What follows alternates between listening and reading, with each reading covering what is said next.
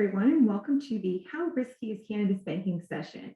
My name is Julia Gutierrez, and I'm the Director of Education at Compliance Alliance. If you're not familiar with Compliance Alliance, we're an industry-leading, all-inclusive compliance resource.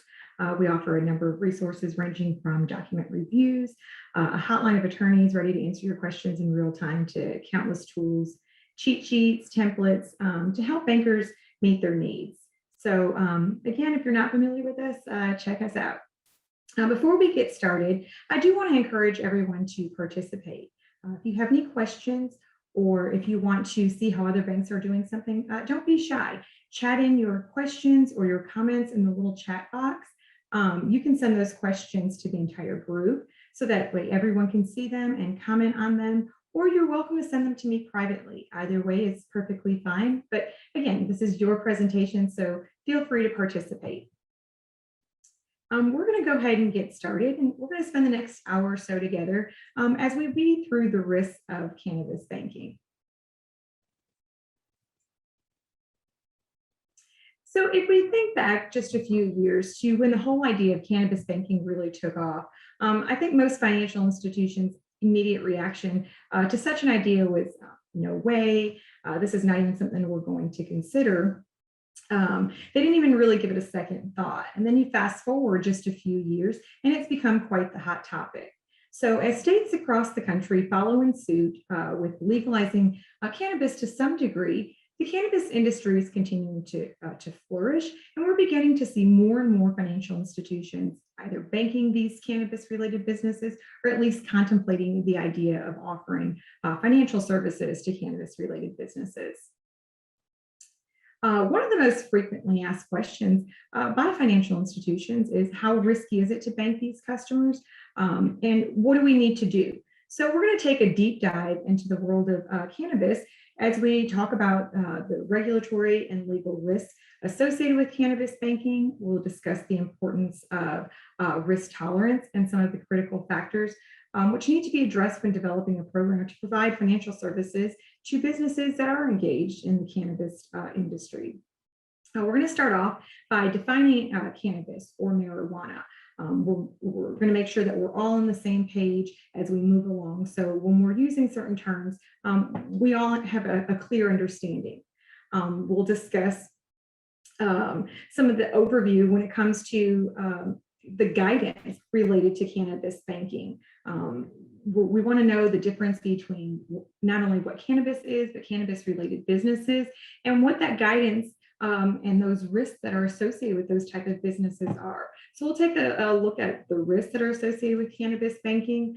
We'll talk about how we mitigate and manage that risk. And then we'll close out by just providing a marijuana or cannabis banking update as far as how many banks are banking these type of businesses, how many SARs Vincent is seeing in a year. So we're going to cover all that over the next hour. Again, if you have questions, feel free to chat those in to the chat box, and I'd be happy to answer them as we're going along. So as I said, I want to make sure that we're all on the same page as we're going through this presentation, and we're using certain terms and we're referencing different things. So I think it's important to provide a quick breakdown of what exactly we're talking about here when we're talking about cannabis, marijuana, CBD, hemp, all of those things that are related to marijuana products or marijuana-related businesses, as we talk about the impacts of these type of customers and what they'll have on our financial institutions. So cannabis. Cannabis is just another name for marijuana, and it's what we all know as being that psychoactive drug that's used for medical or recreational purposes. Marijuana and cannabis can be used interchangeably, and that's something that can be important, especially as you're navigating through some of the guidance that's been issued or some of the laws and regulations. So when we're talking about marijuana and cannabis, you can use either term. For the sake of this presentation, we'll use cannabis throughout most of the presentation. Now, cannabis or marijuana also extends to a number of other extracts. It extends to dried leaves, flowers, stems, and even the seeds of the cannabis plant. So marijuana also contains THC, which is that mind-altering element of the drug. It produces a number of extracts, and one of those being CBD. Now, CBD is that non-psychoactive chemical compound that's extracted from marijuana. It's effectively known as the cousin of THC. And then finally, we have hemp. And I think this term is one that we're most familiar with. Most of us hear hemp, and we kind of already have an idea of what that is. We see hemp everywhere. It's used for clothing, fibers, paper, just a number of different things. And hemp is just a strand of the cannabis plant that has industrial uses when it's grown and harvested. So that's just a quick breakdown of some of the definitions as they relate to cannabis and marijuana. So now we'll go ahead and kind of get into this a little bit. So what is a cannabis-related business? We know what the definition is. So based on the definitions that we just covered, it seems pretty easy to come up with a definition or no-brainer when we're talking about what a cannabis-related business is.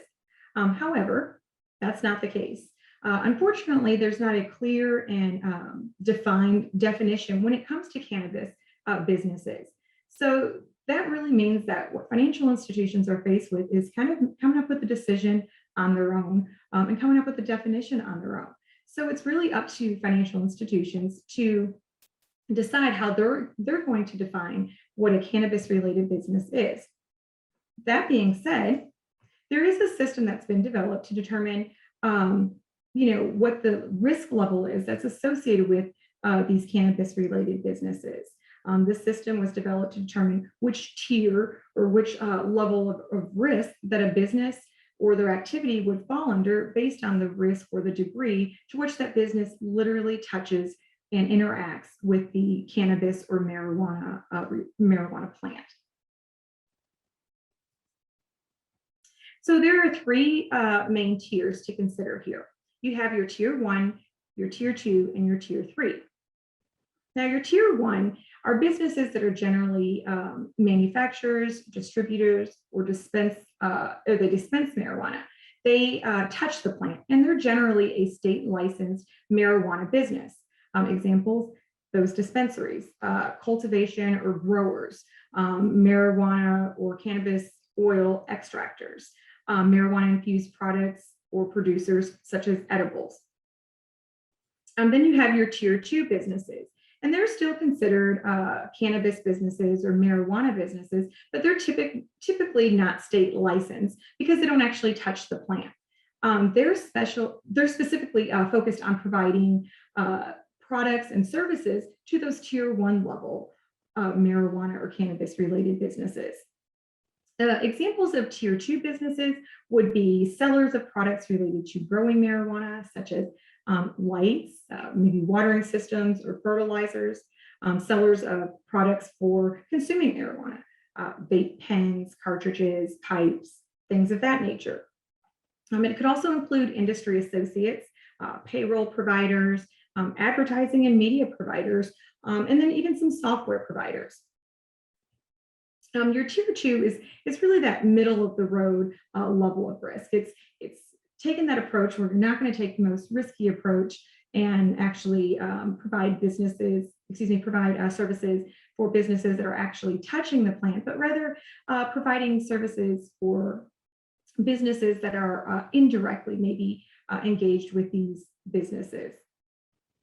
And then, of course, you have your tier 3. And these are businesses that are not specifically focused on providing services to those tier 1 businesses. And generally, they just provide some additional professional service or something of that nature. So very indirect relationship with those tier 1 levels. So examples may be consultants, accountants, lawyers, your registered agents, maybe even your commercial property owners. It could include some software technology providers, but it is important to remember that not everyone who derives income from the cannabis industry becomes an automatic cannabis-related business. So you need to be aware of how you define that in your banking policy and what provisions are included within your definition. It's also crucial to educate yourself and your staff on the industry, as well as the terminology and the different products that would fall under these different tier levels. You need to really have a complete understanding of the different products and the types, such as flowers, extracts, edibles, and different types of businesses, such as retail, cultivation, extractors, infused products, producers, things of that nature. So you want to make sure within your program that you look at these tier levels and you form a definition for your institution on what a marijuana or cannabis related business is. So based on that information alone, it seems almost straightforward what a financial institution would need to consider when they're deciding or developing a cannabis program. But we're also going to take a look at some of the guidance to see where things really start to take a more complex turn. We're going to take a look at some of the guidance that was issued between 2009 and 2018 as it relates to cannabis businesses. We're going to look at the Cole memos. We're going to talk about the Sessions memo. We'll look at some guidance issued by Vincent during that time frame. And then we're also going to talk about the state versus federal law and where the real conflict comes into play.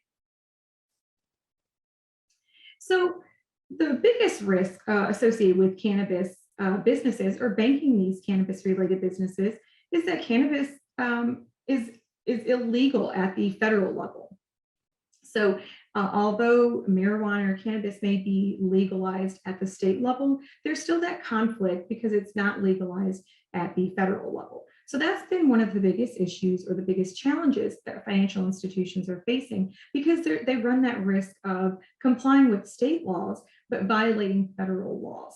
So there's a huge risk there. And that's where bankers tend to be the most reluctant or the most weary when it comes to banking these cannabis related businesses.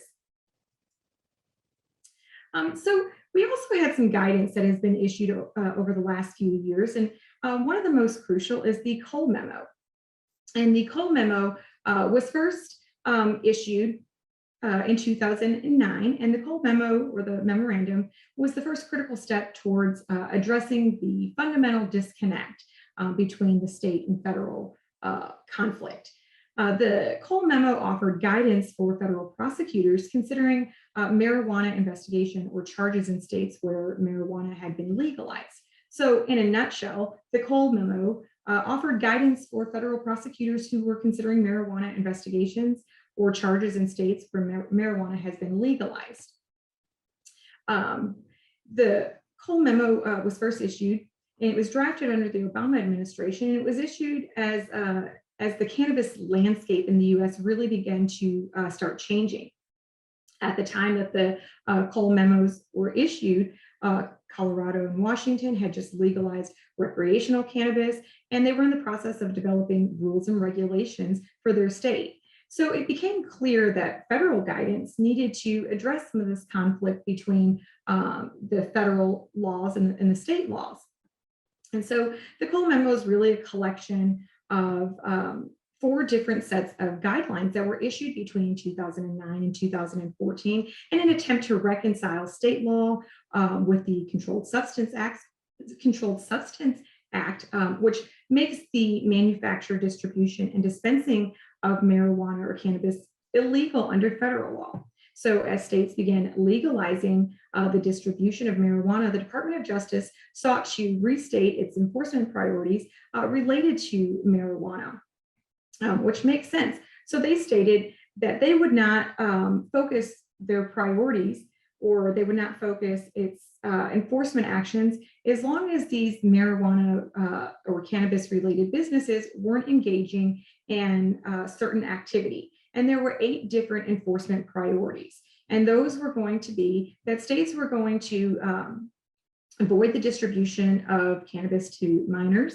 They were going to prevent criminals from profiting off of these cannabis-related businesses or off of marijuana, stopping cannabis from crossing state lines, crossing from a state where it's legalized into a state where it's not legalized. Eliminating illegal activity and drug sales under the cover of a state-sanctioned marijuana sales. removing guns and violence from the system of marijuana cultivation and distribution, eliminating driving under the influence and other marijuana or cannabis-related negative public health outcomes, and keeping marijuana cultivation, possession, and use off of public property. So this memo really made room for legal growth and distribution of cannabis because the Department of Justice indicated that it wouldn't use its resources to enforce the Controlled Substance Act, where these priorities or public health was not an issue.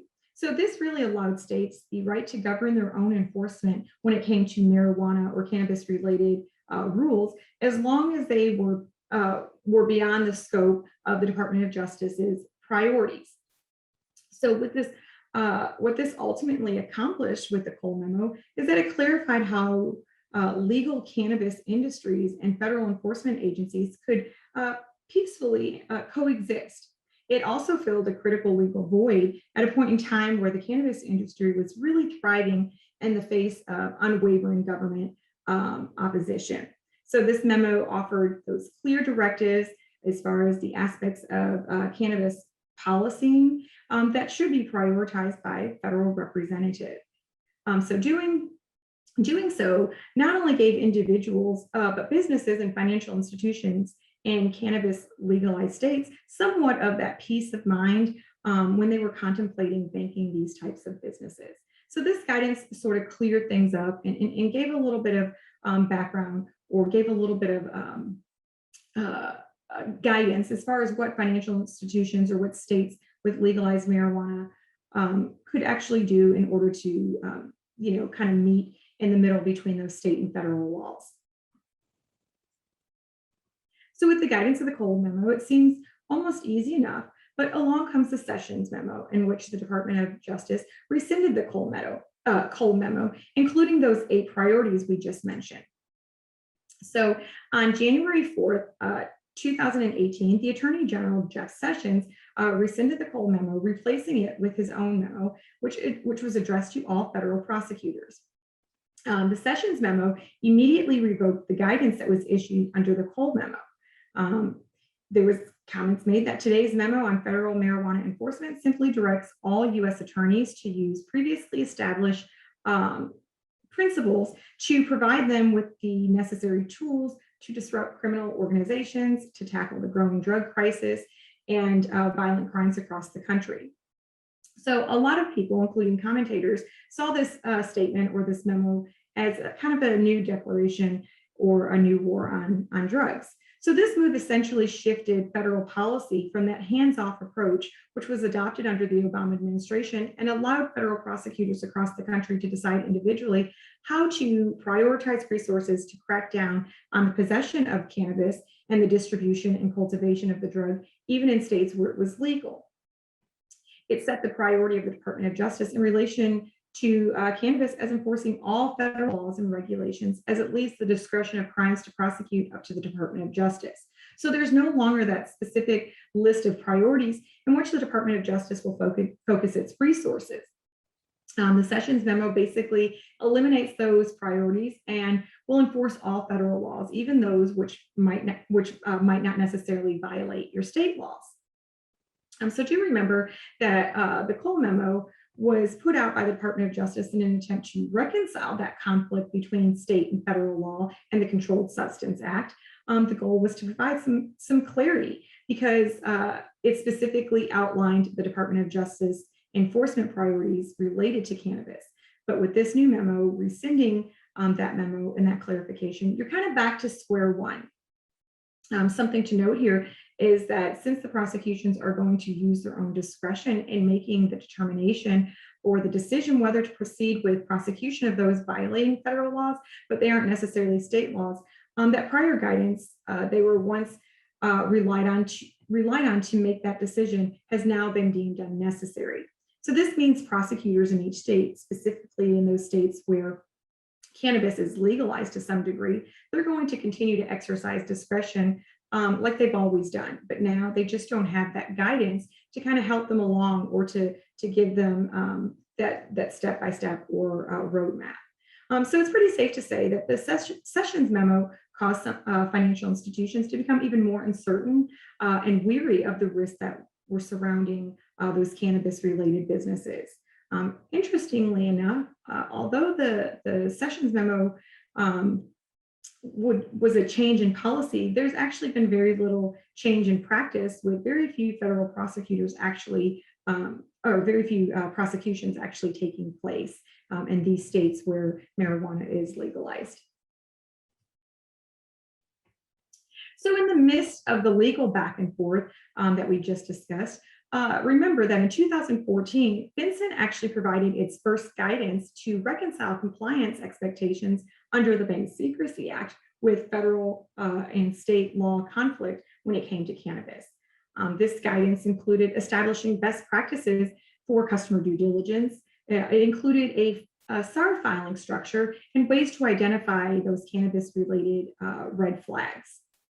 It did leave some gaps because it didn't really define marijuana or cannabis-related businesses. We talked about that a few slides ago, that there wasn't a specific or outline definition issued by regulators or by FinCEN defining what a cannabis-related business is. So that kind of leaves that up to financial institutions. In fact, there's still not a solid definition. I've heard that if you email FinCEN or ask FinCEN about a definition, you'll likely get the response that it starts with something like a cannabis or marijuana related business is any business that manufactures, distributes, or dispenses marijuana. So again, it leaves that up to financial institutions to kind of find how that definition fits their specific institution.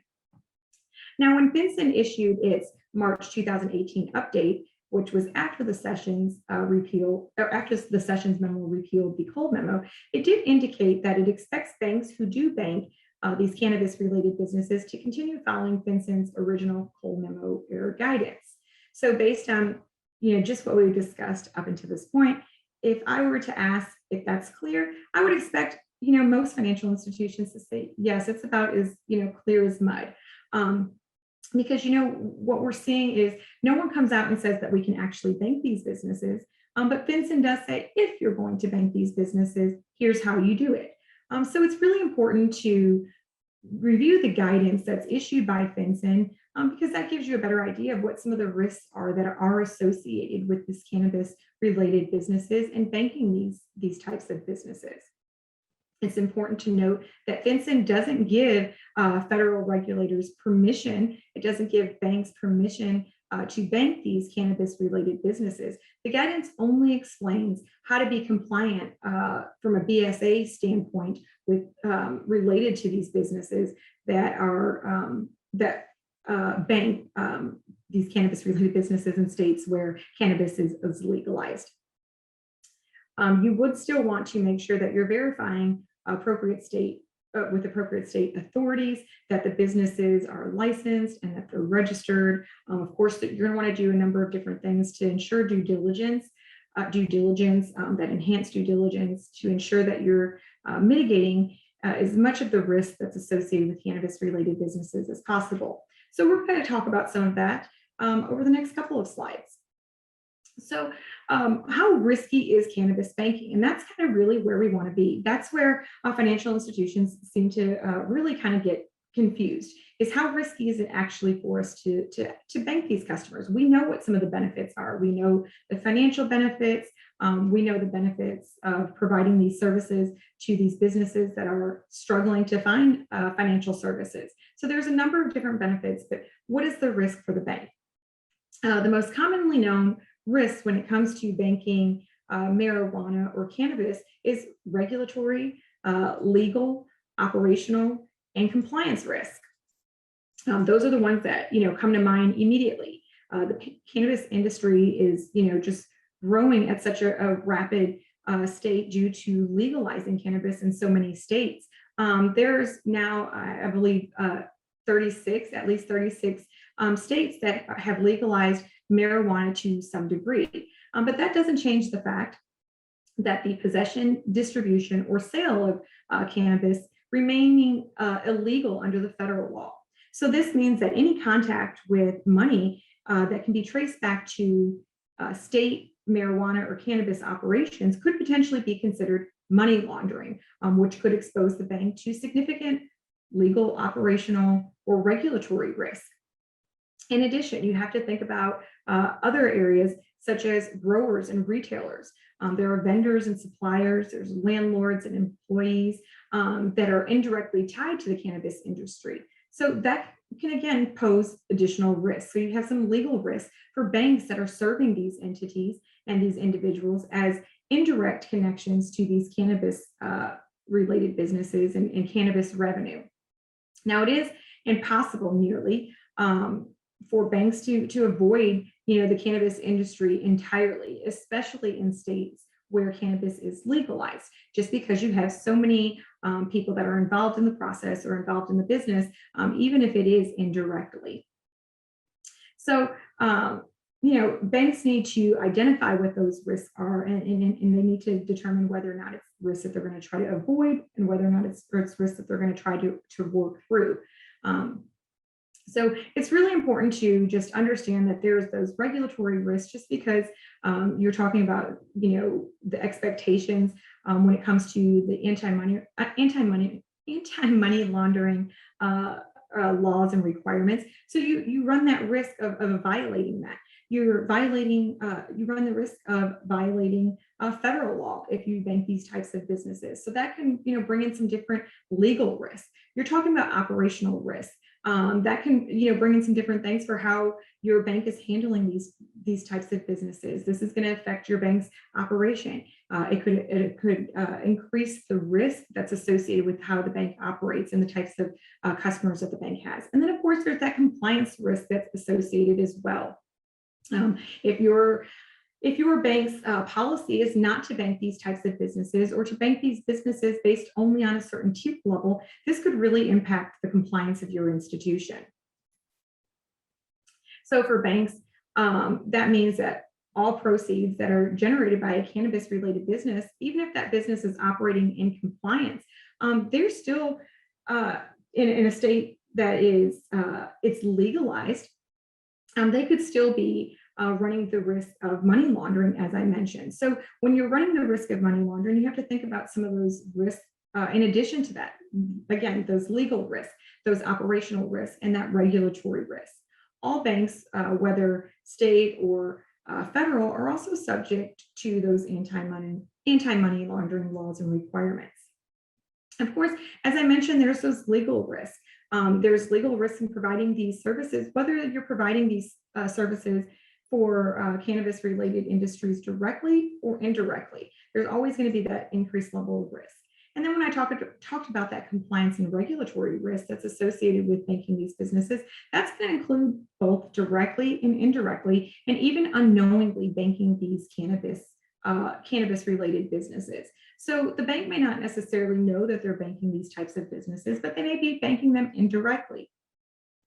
Something that we see a lot of financial institutions will put into their policy, that they don't bank marijuana-related businesses, but they don't realize that sometimes they're banking them indirectly. And based on how the bank defines a cannabis-related business, and based on those tiers, it's possible that the bank is actually providing services for these cannabis-related businesses. So just keep those things in mind when you're making those decisions about whether or not you will or will not bank these cannabis businesses, and making sure that you're clearly defining within your own policy and procedures what is defined as a cannabis-related business to start with.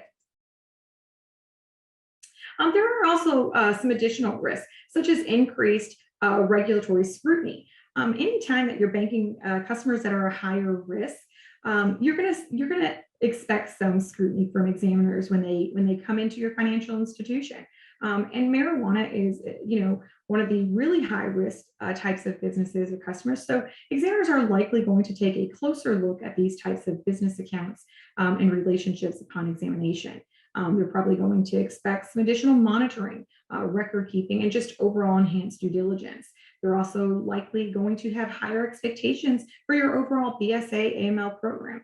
Regulators will likely caution institutions to consider all marijuana banking risks, encourage the assembly of a robust marijuana or cannabis risk management program, and remind financial institutions to file SARs appropriately, to have a system and procedures in place to actually make sure that they're meeting those requirements. Adding to that regulatory risk is the challenge that banks are faced when determining the true beneficial ownership of marijuana companies due to, let's say, foreign investments or just different agreements or shell companies in this industry. There's also risk related to criminal liability for banks that provide financial services for businesses that are engaged in the cannabis industry. So this puts the bank, at risk for some criminal liability. Then there's also legal complications that can come into play when you're banking these types of higher risk businesses, and they could potentially lead to losing access to Federal Reserve master accounts. You have banks related to this business. They may not necessarily line up with the bank's strategic goals. So those are things that you're going to want to consider. Will banking these businesses put the bank at additional risk, or with doing so, will this impact the bank's overall strategic goals? Staff also needs to be adequately trained. This is really important that they understand the cannabis related industry as well if your bank does bank these types of businesses. This includes understanding what these types of businesses are going, what types of activity these businesses are going to be engaged in, so they know when they see certain things that are red flags. Then you also have, and that's going to fall under your transactional risk. Just providing services, you're going to have different types of transactions. So, risk is going to be increased with simple things such as deposits coming in and out of the bank, wires, any type of transaction that these cannabis related businesses would be involved is going to add some heightened transactional risk as well. And then, of course, you have your reputational risk. Reputational risk is really important to factor in, depending on where you are and what your customer base looks like. Not all individuals or businesses or your area may not necessarily agree with banking cannabis related businesses. So this could really impact your overall customer base. So that's something to keep in mind when you're making that decision, is that you do run some risk of losing customers or losing business if someone disagrees and firmly disagrees with banking these types of business. And then, of course, making that decision, whichever way you go, you have the risk of turning down potential relationships with your bank. If your bank decides not to bank these cannabis related businesses, well, then you're having to turn a lot of customers away in states where marijuana is legalized. And that is one issue or one concern, is that there is a lot of money to be made in these by banking these types of businesses. So it could potentially be a lot of money that's being turned away when you're turning away these relationships or these potential relationships with these cannabis related industries. So just things that you need to weigh out. So those are some of the overall risks that are associated with cannabis banking. We're going to talk about some of the activity that these cannabis related businesses could be engaged in that might increase the risk or cause some additional risk to the bank. So these businesses are already a higher risk for money laundering and other illegal activity. Now, depending on how conservatively you look at this, you may already consider the bank to be violating anti-money laundering laws and regulations upon opening an account or beginning a relationship with the cannabis industry. I mentioned a couple of slides ago that any money that could be tied to these cannabis accounts could technically be considered money laundering when it comes to the bank, and we provide those services for these cannabis related businesses. But if the bank does move forward with a relationship, there is still that level of increased risk that customer may become involved in money laundering and contributing to other areas of risk for the bank. There are also additional risks associated with violating those Cole Memo and those 8 priorities that we talked about. So there were those 8 priorities that Vincent says, hey, if you're going to bank these cannabis related businesses, here's how you do it. in compliance under the Bank Secrecy Act. And here's some additional guidance. We want you to use the cold memo and those 8 priorities as kind of a foundation to incorporate into your program. So you also have a higher risk of these businesses violating one of these 8 priorities. Then you also have the increased risk of violating state law. It's likely that in your state, despite the fact that cannabis may be legalized, there's likely limits or requirements or expectations that these cannabis-related businesses may have a higher chance of violating. If a cannabis-related business doesn't remain licensed and registered, even in a state where cannabis is legalized, they're still violating the laws of that state because they need to remain in compliance with the requirements under their state laws in order to be a cannabis business. So those are things that you're going to want to consider as well, and make sure that you're collecting that information both at account opening and throughout your relationship, because you have that increased risk now that these businesses could at some point be violating some of the state laws, even in these legalized states. Then there's those risks of illegal activities that these businesses can be engaged in. It doesn't necessarily mean that they're going to do something illegal. It just means that we have a heightened risk, a higher likelihood of seeing illegal activity with these cannabis-related businesses versus, some of your other legalized businesses from a federal standpoint. You also have that risk of these cannabis-related businesses being vehicles or fronts for other illegal activity. So using this legalized cannabis-related business as kind of a front, a cover for illegal activities that are happening behind the scenes. So the risk of cannabis banking, there's a number of them, and there's a lot of higher risks and a lot of additional risks that are placed on the bank by banking these businesses. But what are some of the expectations that examiners have, and what are some of the expectations that your financial institution should have? You want to make sure that you have a program that not only meets bare minimum when it comes to the Bank Secrecy Act requirements, but you want to have a program that goes above and beyond that. And you want to ensure that you're not only doing what's minimally required under the regulation, but you want to make sure you have a very strong and robust BSA AML program in place that has also been put to the test. This means having a program with things like no major findings during examinations or your audits, no major findings, very minimal findings, if any, during any audits by your external auditors, your internal auditors, and even your regulatory examinations. You'll want to ensure that you have a strong system of internal controls. You want to make sure this system of internal controls is strong and effective. This means testing those controls, writing, implementing, testing, revising. Perfecting is not likely to happen, in the first try. So you want to make sure that you're looking at your BSA AML program. You want to make sure that you're looking at your system of internal controls to ensure that they're adequate and sufficient for banking these much higher risk cannabis related businesses. One of the most important things is that you understand your state's law. This is, one of the biggest factors. While marijuana or cannabis may be legalized in your state, as I mentioned, there are likely limits and requirements. There may be, if it's allowed for recreational use, there's likely limits on the amount that could be carried. If it's for businesses, there's likely a limit on the amount that can be manufactured. Or, there's requirements for medical marijuana in terms of amounts.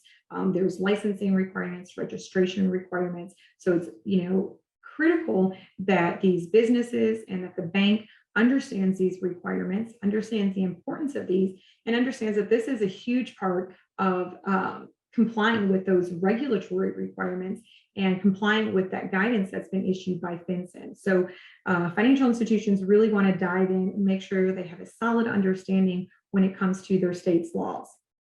And of course, you want to have a program in place that can effectively mitigate some of those risks. And you want to have an effective program made up of different processes and procedures that allow you to reduce as much of that risk as possible. You're never going to be able to eliminate all risk, and that's not just in the cannabis related businesses.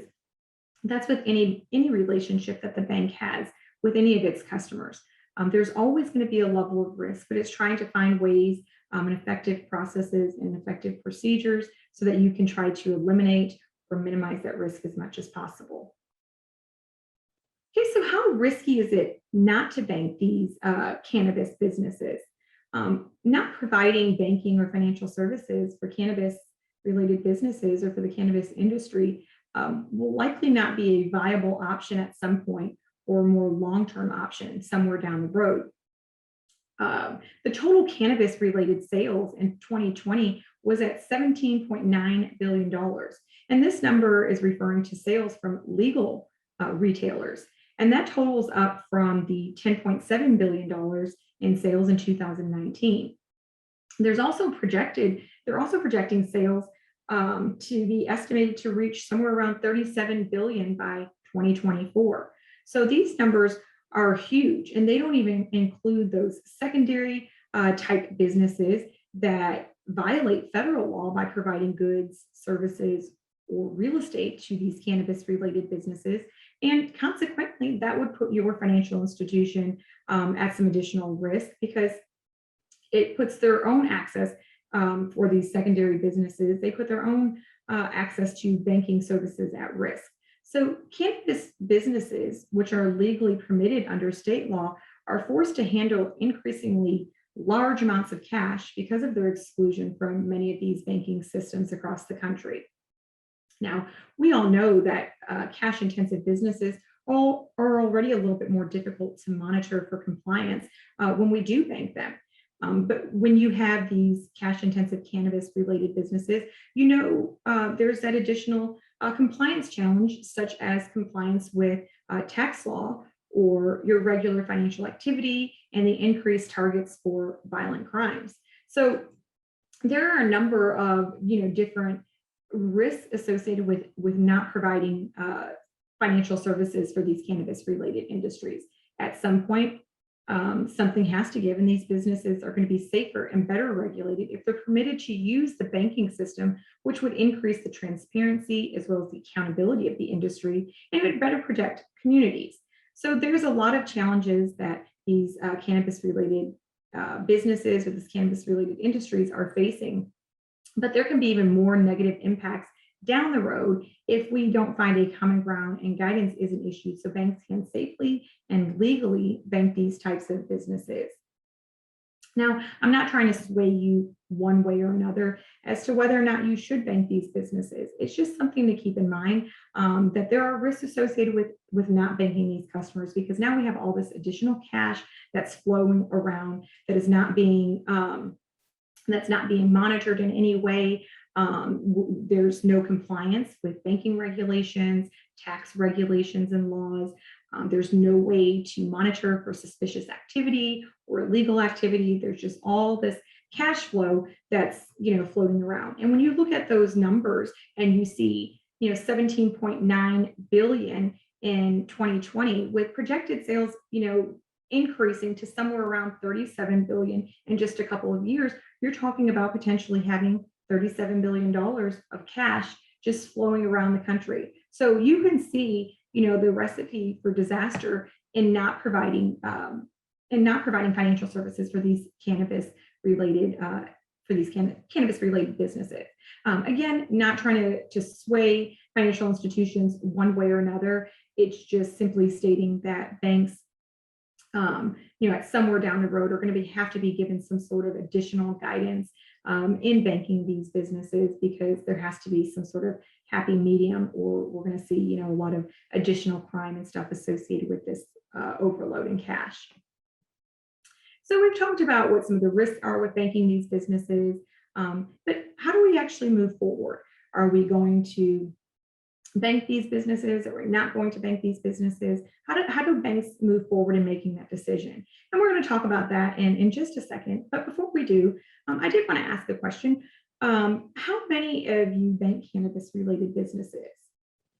I'm just curious. So if you could use your chat box and let me know, you can just send that response to me in the group, or you can send it privately if you prefer. If you could just type yes, yes, or better yet, yes, we bank tier level 1, or yes, we bank only tier level 2 and 3, or no, if you don't bank these cannabis related businesses, or no, if you don't knowingly bank these cannabis related businesses. And remember, those tier 1 are those riskiest level of cannabis businesses, and those are the businesses that typically touch the marijuana. So, manufacturers distribute or dispense. That tier 2 is that middle of the road. They're not directly manufacturing, distributing, or dispensing marijuana, but they're also typically not licensed in a state where marijuana may be legalized, but they are focused on providing products and services to those tier 1 customers. And then that tier 3 are not in the marijuana business in the strictest sense. So, indirectly providing some sort of service. So, again, just chat that in. Let me know if you bank these marijuana or cannabis related businesses. So I'll give you just a moment to send in your response. And as I said, just use your chat box and type in that reply. Okay, so we have just a couple. We have a few, and let's talk about how we're going to actually manage those businesses if we are banking these cannabis-related businesses. What do we need to do to actually safely or compliantly bank these businesses? So that leads us into banking cannabis customers.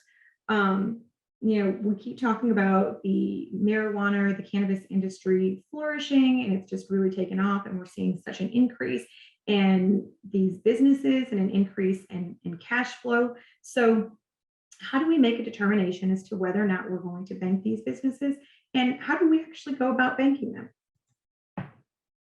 Before even considering doing business with a cannabis-related business, banks should always consult with legal counsel to verify their specific state requirements and acceptance of the various members of a tier. Once that has been reviewed, then a bank can also limit or expand its banking reach depending upon the board's approved risk tolerance thresholds. So that's the really important area to start, is where does the bank's risk profile and what is the risk threshold or the risk tolerance of your financial institution as you're making this consideration.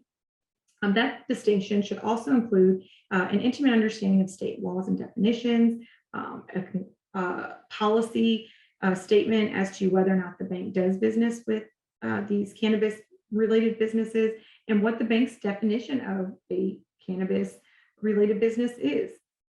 Is it going to be any customer who associates, or any customer who directly or indirectly provides services? Is it going to be customers who who provide rental space or dispensaries? So you want to make sure that you're also doing that, defining what your cannabis related business is.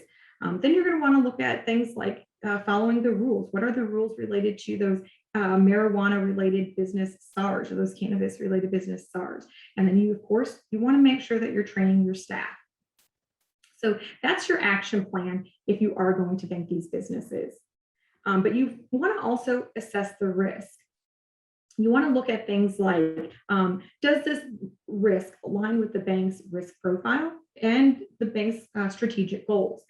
Is the bank going to be able to, attain these goals by providing these by providing these services for these types of higher risk business?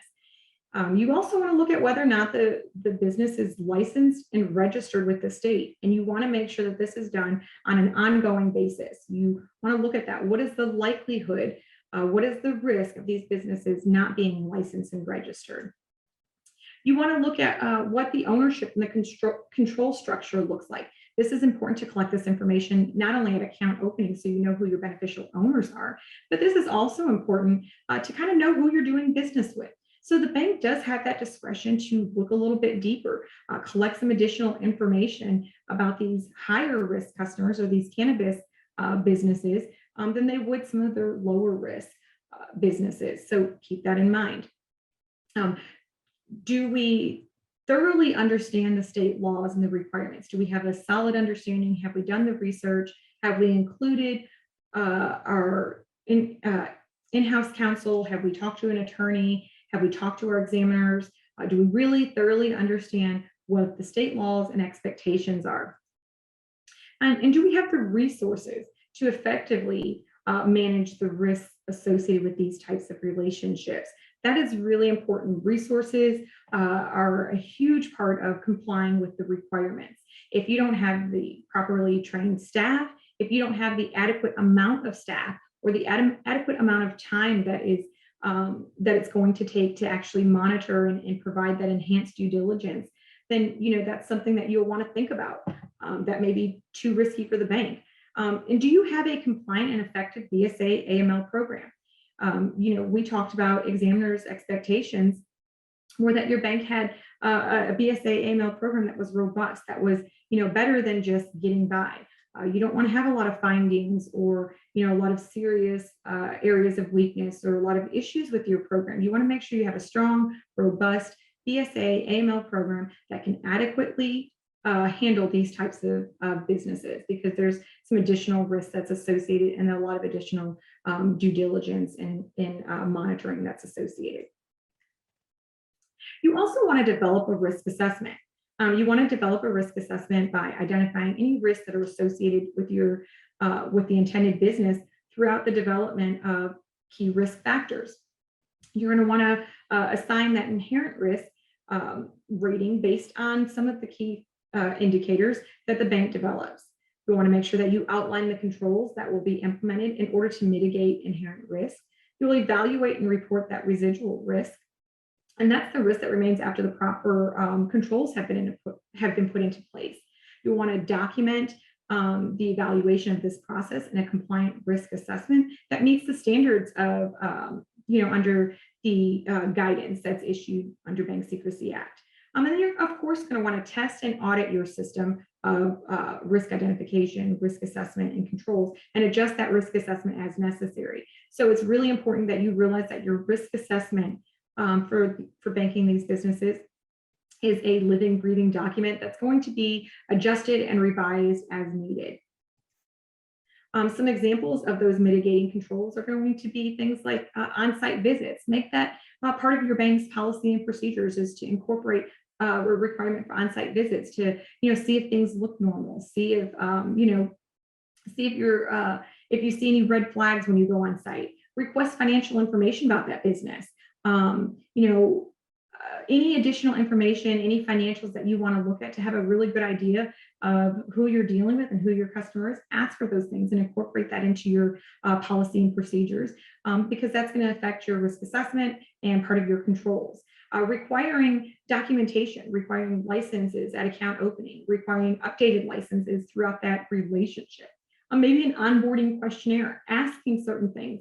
Are you engaged in certain activity? What do you think your activity is going to look like? What is the projected activity and cash flow that we're going to see? Because that's going to be some of that foundational things that you need, so you can look at this relationship down the road as you're monitoring to see if there's any red flags, see if there are things that don't look normal for what you thought you were going to get from this customer. And then, of course, training your staff. That's going to be really important in mitigating some of that risk.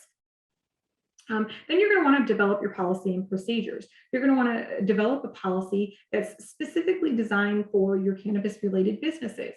That's really important. You don't want to just throw it into, a sentence as we're going to bank these cannabis-related businesses. You really want to make sure that you're creating a policy that's specifically designed for these higher risk cannabis-related businesses.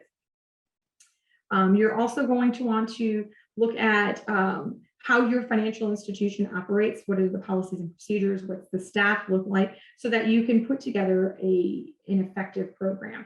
There is no one size fits all or no proven marijuana related business banking policy template. You can use a template as maybe a framework, but you really want to make sure that you're diving in and changing it and making sure it fits your financial institution, making sure that it is specific and unique to your bank. You want to make sure that you have details in there about what is going to be done to ensure compliance. What are some additional requirements? What are those due diligence requirements? What information are you going to collect on that customer? How are you going to provide these services at account opening? Do you open accounts for every marijuana or cannabis related business that wants to open an account? Do you have a limit? Who makes the call on whether or not you're going to open these businesses? Make sure you have details, make sure you have a dedicated policy, and make sure you tweak it as you're going along so that it's current to what your expectations are, and that closes some of those gaps or some of those areas of weakness. Updating procedures is really important. And as well as your banking platforms. You want to make sure that you update policies and procedures as you go along. Always keep in mind that revising is a good thing. That doesn't mean that your bank is failing at something. This means that you are identifying areas of weakness, that you are identifying additional risk on your own, and you're changing that because you want to mitigate some of that risk. You want to close some of those gaps. If you have technology platforms, make sure that you're updating those as necessary so that they pick up the transactions that you want them to pick up so that you can use those things for monitoring. You also want to address how the bank fills in the gaps between some of these risks. What is the bank doing to close the gaps? So address those things within your policy and procedures. Now, when you're putting together and creating your banking policy, there are two different schools of thoughts here. You can do a standalone marijuana-related business or cannabis-related business policy, which is an independent policy that outlines everything specific to the cannabis-related businesses. Or you can do an addendum to an existing BSA/AML policy. There's no right or wrong, in doing so, but you want to come up with one plan or the other. My opinion is always to have an independent policy, so that way you can ensure that you cover all of your bases, that you cover all of the requirements when it comes to due diligence, all of those expectations for monitoring, all those controls, training, auditing, all of those important things that are needed and required when you're putting together your policy and procedures. You want to make sure that you have a strong program, that you have a strong cannabis-related program, and you want to have experienced compliance staff. That's something that's really important to consider as well. Make sure that you're talking to different people in your compliance department. Make sure that you're talking to other people in other areas of your financial institution as you're developing these policies and procedures, so you can ensure that you're not missing anything. So you can ensure that you're, eliminating, deficiencies and areas of weakness within the program. And then, of course, you're going to want to develop an enhanced monitoring program. So we discussed Vincent's guidance earlier in the presentation regarding that 2014 guidance, which provided, best practices for customer due diligence. And those requirements made it clear that the number one priority of banks opening accounts for these types of businesses are to ensure that the customer is legally doing business in the state. So the bank also has to access that risk for that business, or it could, to ensure that they're not violating any state laws. So you're going to want to make sure you're doing that. That's, something that's very important is verifying who that customer is and verifying that they're in compliance. Also, reviewing that customer, reviewing the information that they're providing for you, requesting additional information if don't feel comfortable with some of that, or you don't feel like it meets the standard that the bank has outlined. Request additional information. Request additional information as you're going along throughout the relationship. As I said, request follow-ups on that registration. Ask that customer to bring in every, let's say, quarter, every 6 months, every year. They have to bring in a copy of their registration with the state to ensure that they're still meeting those compliance requirements. Making sure that you're understanding what those state laws are and incorporating that into your written program. Monitoring. It's very important that you collect this information, that you collect this documentation, that you verify this information, and you collect as much as possible so you can monitor these customers down the road, and you can ensure that they're complying with requirements and minimizing as much risk as possible to the bank. So you're going to want to make sure that you're monitoring, more frequently than you would with some of your higher risk customers. And that's something that's important to outline within your written program as well. How often are you going to be looking at these customers? What are you going to be looking at? What are some additional things that you're going to request? What's the additional documentation, and put those things into writing, put those things into your policies and procedures so your examiners can see that you're truly trying to meet those expectations and those requirements. And then, of course, training your staff. And you're going to want to go above and beyond just that annual training of, the overall BSA and, touch base on a few things related to marijuana related businesses. Make sure that your staff is adequately trained, including your compliance department.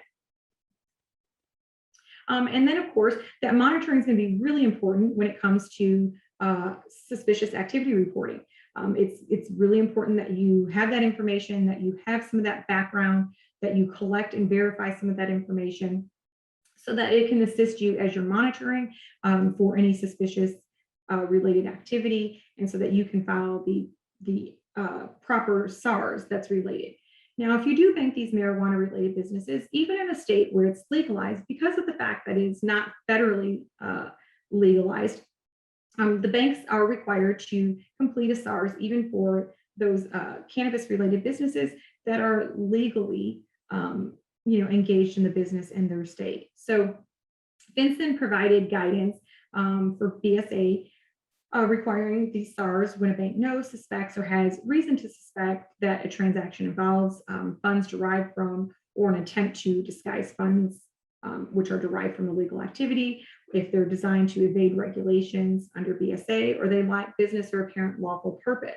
Then there are also categories for SARs, which are categorized under 3 key phrases. And that basically denotes the type of activity in which that business is engaged. So you have a marijuana limited SAR, a marijuana priority SAR, and a marijuana termination SAR. So a marijuana limited SAR is when the bank reasonably believes that the business or the activities of that cannabis related customer don't actually violate any state laws. They would file that marijuana limited SAR simply because it's illegal at the federal level. So you would complete the marijuana limited SARs when you suspect no illegal activity, the customer is doing exactly what they're supposed to be doing.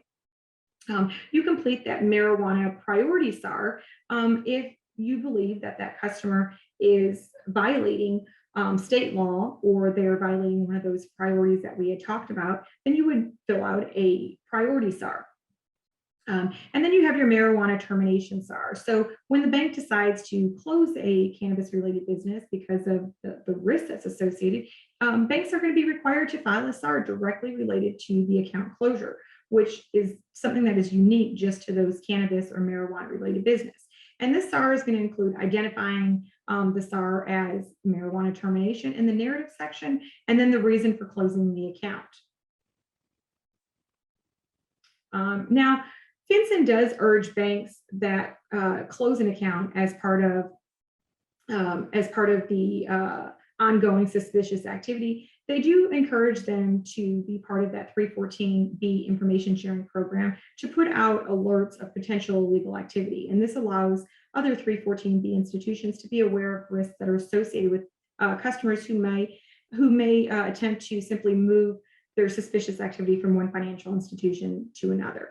So there are also some timing requirements that are associated with these SARs, and the identification or identifying that suspicious activity would count as your day 0. And then your deadline for filing that initial SAR is 30 days.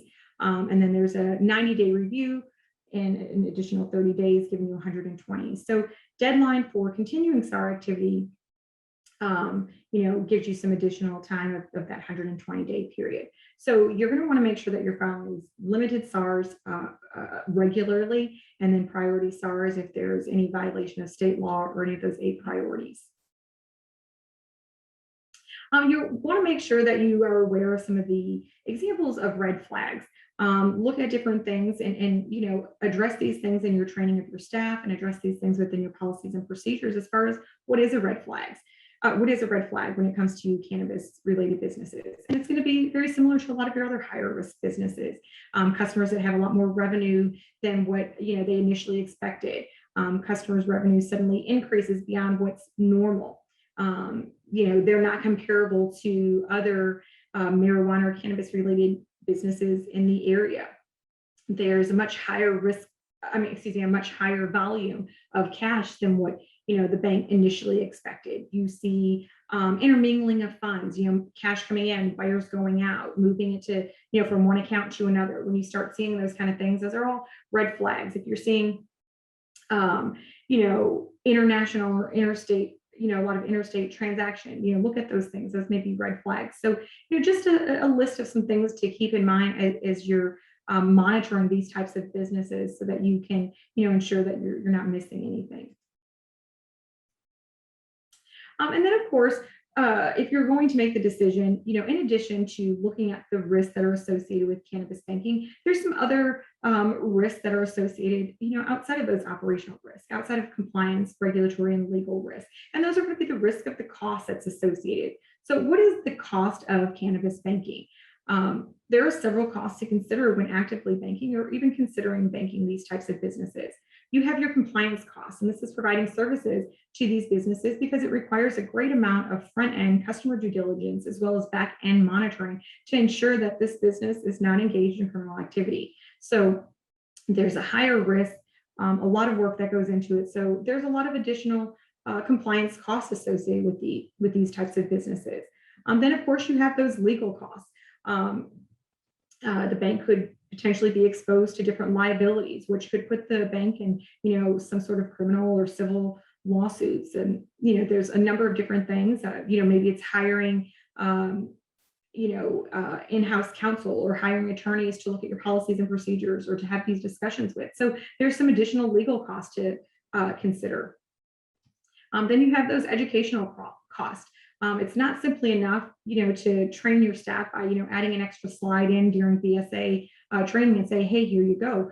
It's really important that these the staff members, especially those that are involved in providing these services or that are involved in the monitoring process, that they have a thorough understanding and that they're educated. So that's gonna take some time, and that's gonna take some resources. So keep that in mind. Of course, you have some logistical costs. While most cannabis-related businesses are going to deal in cash, you may have some additional costs associated with providing some additional vendors. Maybe you have to have a new system put into place, a new platform. Maybe now you're going to have consultants help you out, some additional auditors coming in to look at your program to ensure compliance. So there's costs associated with that as well. And then, of course, keep in mind those reputational costs. I mentioned earlier, not everyone is going to agree with providing financial services to cannabis-related businesses, whether it's in a state that cannabis is legal or illegal. So financial institutions run that risk, and there's costs that are going to be associated with losing businesses potentially. So you want to consider assessing your customer base and your potential customer base. You want to take a look at what the beliefs are related to marijuana before you also take that leap in offering these services to these types of businesses.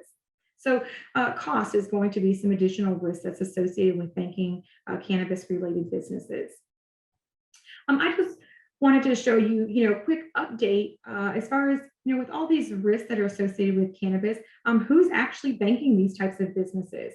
And if you look here, you can see that there's a number of banks that are still banking these cannabis-related businesses. According to data that's been issued by Vincent as of December 31st of 2020, there are 684 financial institutions providing banking services to cannabis-related businesses. Now, that number is slightly down from the year prior, but there's some things that could be the cause for that. Some of it could be the could be associated with the 90-day SAR filing. Some of it could be associated with COVID. So, a number of reasons, but 684 financial institutions across the country are providing financial services to these higher risk businesses. This chart just kind of gives you an idea of the number of SARs that are being filed, based on the number of businesses. And you can look and you'll see how many businesses you have each year, during each month throughout the year. And that tells you also how many SARs are being filed. So Vincent filed nearly 171,000 SARs during 2020 that were related to cannabis that use those key phrases, marijuana limited, marijuana priority, or marijuana termination. So again, just wanted to give you an idea of the number of financial institutions who are engaged in providing financial services to these cannabis related businesses. So, we took a look at the risk. We took a look at, how to minimize some of that risk. So now it's just, some of the key takeaways are just determining whether or not, the risk is something that your financial institution is interested in doing, determining what the risks are going to be. What kind of risk are you looking at? Of course, you're looking at compliance risk, legal risk, operational risk.